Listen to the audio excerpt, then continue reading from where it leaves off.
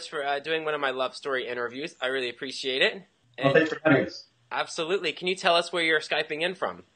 Yeah, we're in Laguna Hills in Orange County, California. My name's Marc. And I'm Marc Mullendorf. Tell me, how long have you guys been together? And we were married 5 years ago, June 19th. Ah, so you're married in 2008 in California when it was legalized. That's right. We were married just before Prop 8 took, or actually after it was made legal, about 2 days after it was made legal here, but before Prop 8 took effect. So we're one of the 18,000 couples that are still legally married in California. So tell me, guys, where did you meet? We met in Chicago. Chicago. On Halsted Street in Boys Town the day before my birthday through mutual friends. And it was outside Sidetrack. And Marc walked over, and I just thought he had gorgeous eyes. And we ended up drinking our way down Halsted Street. And, and then he kissed me at a bar. And then we didn't see each other again until a couple months later, I guess, month and a half later. And we went on a date. And that's how it all started. Oh, so it started in Chi-Town. What was your marriage like? Were you married in a traditional ceremony, or did you run off to an island, or did you hop in the backyard with some friends? Tell me about that. Actually, we got married during our lunch period time, a lunch hour.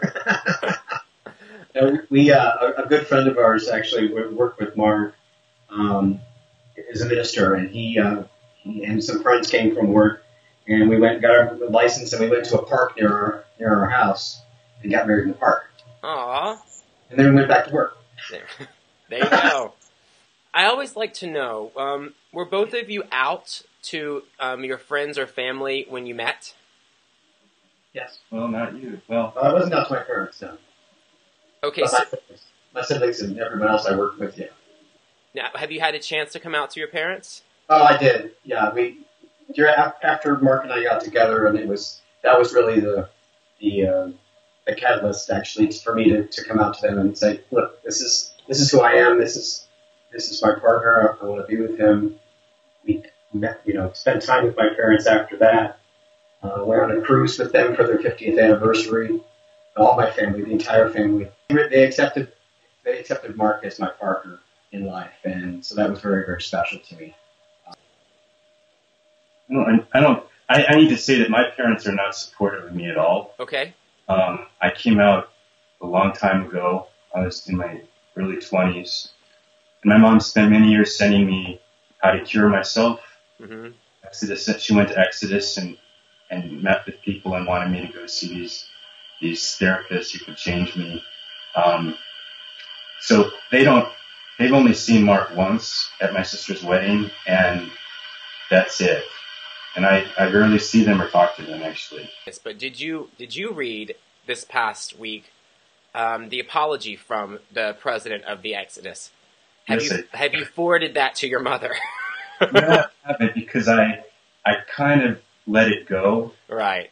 It was causing me a lot of pain, and I was depressed, and I spent most of my 20s trying to get them to accept me. Mm-hmm. And then I was angry with them. Mm-hmm. And I just had to let it go. They know that I'm here. They know that I love them. They know that if they wanted to, I'm here. But I just can't do that. I can't put myself out there anymore. It's too difficult for me.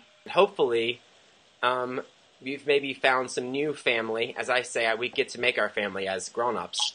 Right. In Marc's family, perhaps. Oh, sure. Yeah. Oh, yeah. And my aunt and uncle, my mom's brother and his wife, have been wonderful. And they visited us, and we've seen them at holidays, and they're more like parents to me than my biological mom and dad. So I feel very fortunate about that. You've got this aunt and uncle who've stepped in, and I'm sure their love has helped heal you through a lot of the family pain, I would assume. Absolutely. Maybe? Yeah. My sister has 2 kids. I'm very close with her. I'm very close with my brother.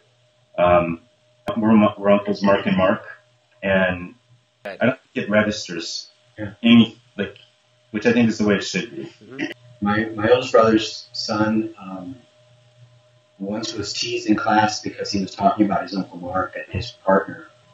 And somebody teased him. They were talking about gay people, I guess. And he said, "You can't talk that way. My Uncle Mark is gay." Wow. See, sorry. It's I don't know if you guys ever consciously think about this. I know that not everyone in every walk of life can, at this point, unfortunately, be out and be open. But for those of us who can make that choice, the reason I think it's so important is that your relationship and your 15 years together and being Uncle Mark and Uncle Mark, in my opinion, from what you've told me, you have directly affected the opinions and directly affected, well, a portion of a new generation. These nieces and nephews have a completely unique perspective that you two as children, as a child, didn't have. And I hope you realize how special that is, because you're the example that so many families and so many young people don't get to have in their lives. Initially coming to terms with myself, I mean, there were no positive role models anywhere. Nothing in TV or movies or literature. I can relate to that, and that's another reason why the Love Story Project's important to me, because even though there are more and more Uncle Marks and more, Will and Graces and Neil Patrick Harris's, mm-hmm. There's not many visible examples of where the love leads you. We know where the human can go as a gay person, but where the love can lead you. And I think that is important, because all through American society, there has been a very specific visual idea of what a married couple should look like. Every kid could say, it's a mommy and a daddy, 2 kids and a dog. You enter into our community, some people have no clue what that looks like. And that's another reason why I'm doing the Love Story Project, is for those kids and those families who don't have an Uncle Mark and Uncle Mark that they love, to be able to see, how simple and how beautiful this is. So I thank you for being out and being open to everybody. They'll watch this video in 20 years and be like, what was this issue all about, Right. Headline said that you stole my heart. I could have told him that from the start. The press is always a day behind.